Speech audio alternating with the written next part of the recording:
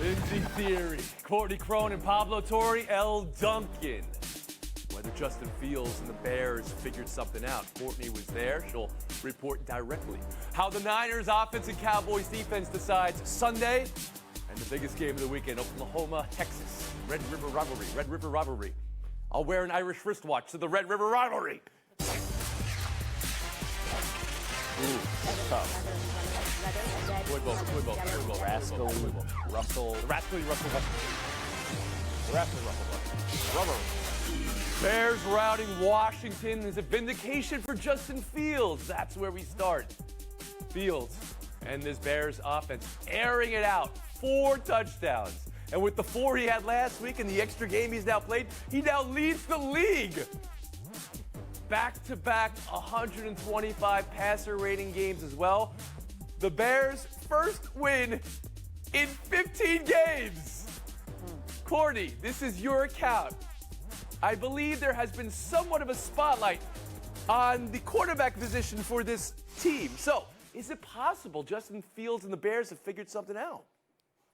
Tony, it had been nearly a calendar year since the Bears went into someone else's trap and took over their trap in the form of a win. And for this team, with everything that had surrounded the Bears off-field wise, from their defensive coordinator resigning, the Chase Claypool drama, and the questions about Justin Fields as a quarterback, to quiet all of that and get their first win in 14 games is remarkable. And what this says about Justin Fields is that this team is one step closer to finding out their offensive identity. Pretty clear that that's get the ball to DJ Moore. 230 receiving yards, 3 touchdowns. He's accounted for 47% of this team's receiving yards through 5 games, already topped everything they did last year from a receiver perspective. This is the reason why he was such a key part of that trade package for the #1 overall pick, and why Ryan Poles put such an emphasis on getting Justin Fields a true #1 threat. So as far as their offensive identity, I think that has changed, and that's gearing towards a passing offense still surrounded by a really good run game and complementary football that we didn't see in the first 3 games from these Bears team. To get you really on the screws here, did they figure it out? I think Fields looks more comfortable. He's going through his progressions, and he's hitting guys on his first and second reads, and the protection's better. Obviously, as I said, they're running the ball really effectively, even though they were down to their fullback, Kari Blasingame, as their lead running back due to injuries at the end. But there's so much here to like about this Bears offense. Now they just have to build on that going forward. L. Duncan, what's on your mind right here? I'm just watching Courtney Cronin, and she is perfection at broadcasting because she will not answer your question. Yeah, well, that may be perfection. It doesn't work on this show. It's lots of like they are preparing to, they are primed to, they look as though they could potentially be. I think here's probably what we saw or what we witnessed yesterday was Justin Fields showing and proving that last week was not anomalous. He becomes the first Bears quarterback ever to have back-to-back games with 3 first-half touchdowns, right? So there's that. And also, every good quarterback needs a binky, and he finally discovered his, and Courtney hit it on the head with the identity thing, right? So at least we've established that. But guys, who did he do it against, right? The Broncos, who are in the running for the worst defense ever, and the Commanders, who are also one of the worst defenses. I'm not advocating that they need to do this against the Bills, but they play Minnesota next, who is just an average defense. If they can do this same thing against that defense, I will say they've maybe figured it out. Lindsay, question to you. Did the Bears figure something out? Did Fields figure it out? Well, let's not get too excited, as Elle mentioned, but let's just be excited for them in this moment. 347 days without a win. Did you see that locker room video? They absolutely erupted. It's only week 5, but this team definitely deserved to celebrate in a very big way. Courtney already hit on it as the Bears expert, but you lose your defensive coordinator. There's controversy around your quarterback comments. Chase Claypool, there's that entire drama. He's now gone to Miami. So for this team to pull it together, albeit against kind of the lowly Commanders, it's a big win for them. And also for DJ Moore, after the game, really pointed question to him about what this meant for the Bears, even though he wasn't here for all the losing last year. And he said, well, I didn't really win that much with the Panthers either. So for the entire culture of that team, one win could go a really long way. Pablo Torre, quarterback position. It's the most important position in the sport. The Bears have been on a roller coaster, and it's been more down than up for a long time now. Did they figure something out? Yeah, they figured out that, okay, in the month of October, Justin Fields is the best quarterback in the NFL. And yes, there's a lot they have to prove still, Tony, but let's just keep this in mind. Are you being sarcastic? September, I'm trying to figure out if you're just No. being praised. In the month of October, the Broncos flailed against Justin Fields on October 1st. This game, of course, we're in the month of October. This is the opportunity to say, look, September, that was when Bears fans were Googling highlights of Drake May.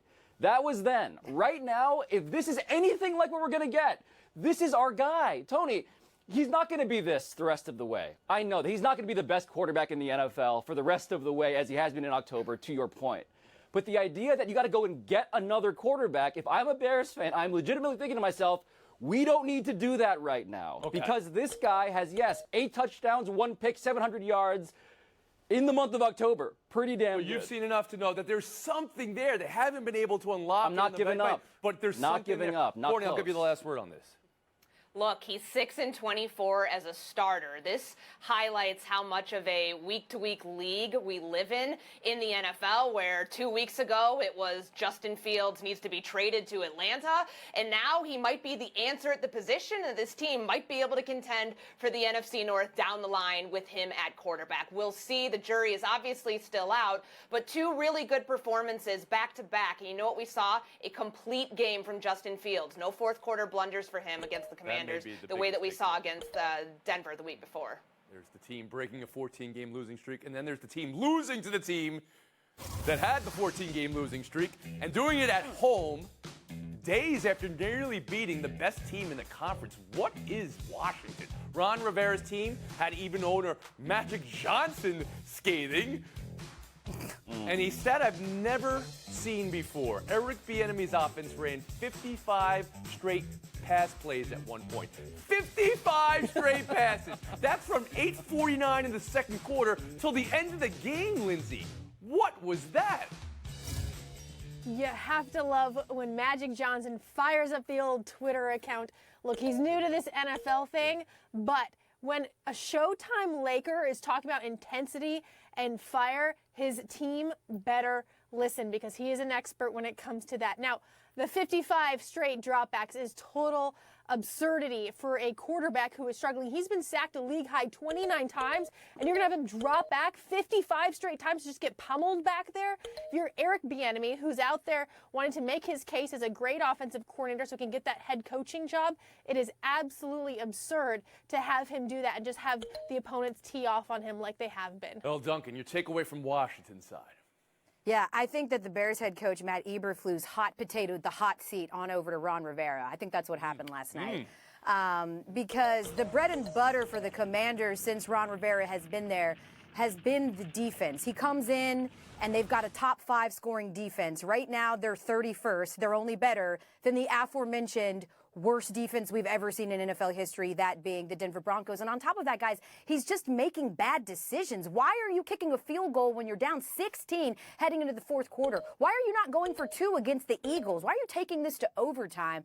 And we're laughing about the Magic Johnson tweet. That's concerning because guess what? Magic Johnson didn't hire Ron Rivera, and that new ownership group did not. He is very much on the hot seat if the Commanders can't figure this thing out. Pablo Torre? Yeah, the most troubling statistic is that Magic Johnson used 0 exclamation points. That is basically an indictment. That is as close to an indictment as you'll get from that Twitter account as exists. And to Elle's point, 30 points or more given up in 4 straight games by the Commanders' defense, Tony. Like, Sam Howell is promising. Sam Howell's getting destroyed. Sam Howell is deeply predictable. But it's the defense. You're supposed to help the young guy out, and they have been exactly the opposite. I do think that Ron Rivera needs to be concerned about the fact that his bosses didn't hire him, and his bosses are now thinking this guy might be the problem. And Courtney Cronin. If we're going to be talking about hot seats, we need to put Jack Del Rio, turn the heat up on his a little bit. In 4 games, this Commanders defense has allowed 518 receiving yards and 6 touchdowns to receivers. That's atrocious. Last night, you saw DBs whiffing again and again on DJ Moore. Those 230 receiving yards, the most the franchise has allowed to a receiver since 1966. I know that Ron Rivera said there will be no changes to the coaching staff. It's not like he's going to go wrestle back play calling duties, but that might be something he wants to consider for his own job's sake going forward. But on the offensive side, again, have you ever seen 55 straight passing plays? Now, you could say they were down 27-3 at that point. Very understandable. 55 straight passes. And how many targets did Terry McLaurin get? Only 5 for the game? That's right. The disconnect. Right. The Logan Thomas game. You don't necessarily want that so much.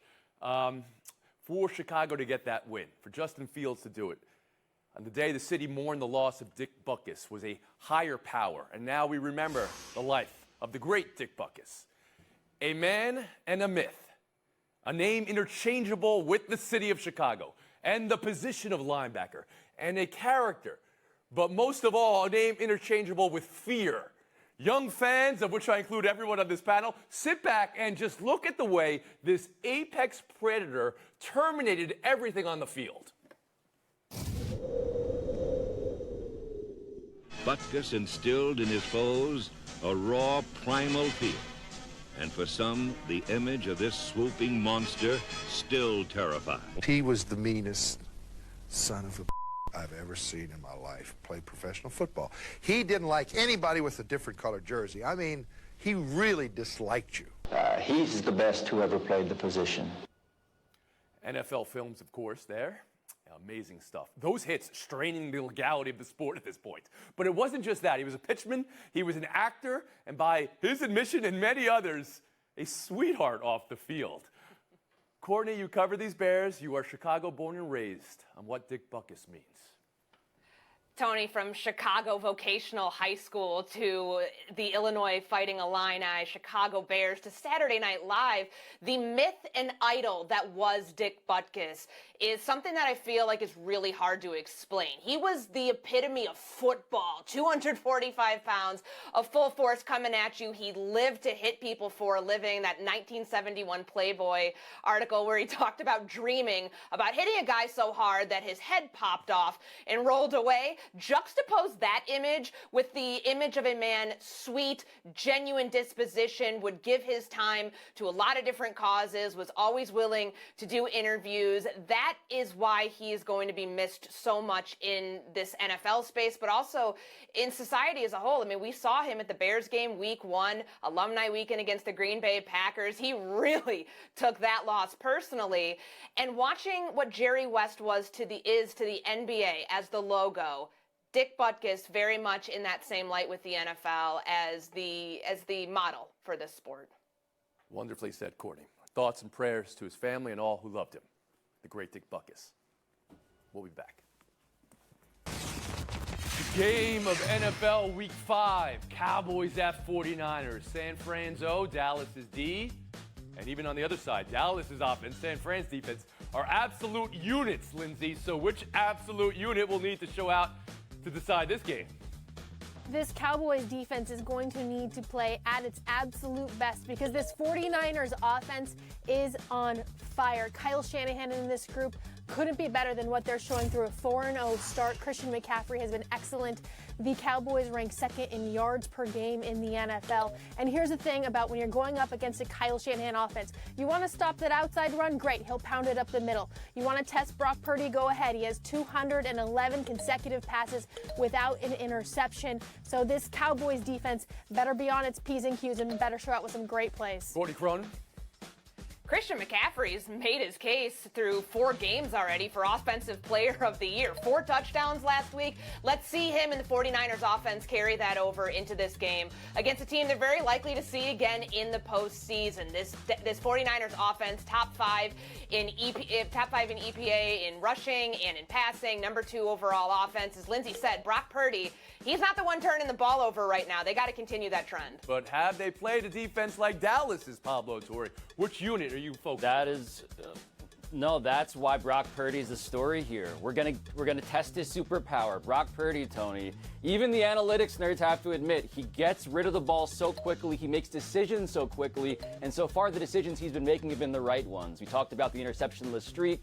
In addition, he's just the perfect pilot for this offense. But yes, the defense he is facing now is the test. This is like a final exam coming in October. And the outcome of this is going to decide how we talk about Brock Purdy and how we talk about Dak Prescott in contrast, incidentally. L. Duncan. Yeah, the Cowboys have more takeaways than anyone in the league, and they're tied with the Bills for the most interceptions. So I do think that Brock Purdy, maybe that perfect streak ends on Sunday. But you know who has to show out the most? The offensive line for the Dallas Cowboys, which is why the availability of Tyron Smith is so incredibly important to that Cowboys line, because you know who's coming. That bad man, Nick Bosa, is coming. He's been out the last 2 games. Certainly they've been impacted. And also the O-line has to show out so Tony Pollard can finally get going as well. Lindsay Theory, this is just show number 2 for you, I believe. These picks that we make, we never revisit them. Never again. So just tell us who you got in the game, and we won't even be rolling tape. All right, I'm going to pick the 49ers. You better not roll that Dolphins tape from a week Courtney ago. Cronin. Oh, thank you for reminding me. Yes. Oh, okay, Courtney Cronin. I'm going to actually give you a definitive answer, so I'm not getting the chagrin of Al. I will say it's the 49ers. Pablo, who you got? I believe the Niners are primed to win this game. They're primed to win this game, but that's not an end. And L. Duncan, how about you?